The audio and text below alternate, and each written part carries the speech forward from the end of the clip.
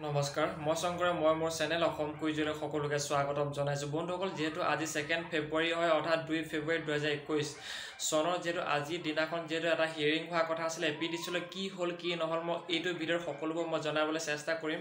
যদি আপুনি পোনপ্ৰথমবাৰ কাৰণে এতিয়া ছাবস্ক্ৰাইব কৰি দিব লগতে বেল আইকনটো প্ৰেছ কৰিব নাপাহৰিব যেতিয়া মই এনেকুৱা সুন্দৰ খবৰ দিবলৈ চেষ্টা কৰোঁ আপোনালোক সকলোকে আগত পাব যাই কি নহওক আজিৰ ভিডিঅ' আমি আৰম্ভ কৰোঁ সব বন্ধুসকল যেহেতু মই এপিডিচিলৰ সম্পৰ্কত আজি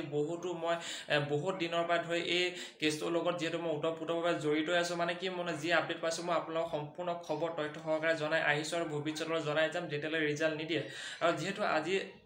হিয়াৰিং ডেট হোৱা কথা আছিল আমি সকলোৱে গম পাওঁ যে 22 ইয়াৰ আগত 22 জানুৱাৰীত আছিল 22 জানুৱাৰীৰ পৰা যেহেতু আজি 2 তাৰিখে হিয়াৰিং ডেট হোৱা কথা আছিল যেহেতু আজি বহুতো ইম্পৰ্টেণ্ট আজি এটা বহুতো ইম্পৰ্টেণ্ট ডে হয় কিয়নো আজি কেইবাটাও 7টা নে 8টা তেওঁলোকে এখন লিষ্ট জমা দিবলৈ কৈছিল আজি হাইকোৰ্টে সেই সকলোবোৰ যদি তেওঁলোকে লিষ্ট যদি দিছে আৰু ফাইনেলি সকলোৱে ৰিজাল্ট পাই যাব অতি সোনকালে কিন্তু এতিয়ালৈকে আটাইতকৈ গুৰুত্বপূৰ্ণ কথাটো হ'ল এতিয়ালৈ কোনো ধৰণৰ হিয়াৰিং ডেট দিয়া নাই হয়তো আমি আৰু অলপ পাছতহে আমি গম পাম যেহেতু এতিয়ালৈ কোনো PDF ফাইল দিয়া নাই বা নট হিয়াৰিং মানে নেক্সট হিয়াৰিং ডেট কোনো ধৰণৰ এতিয়ালৈকে দিয়া নাই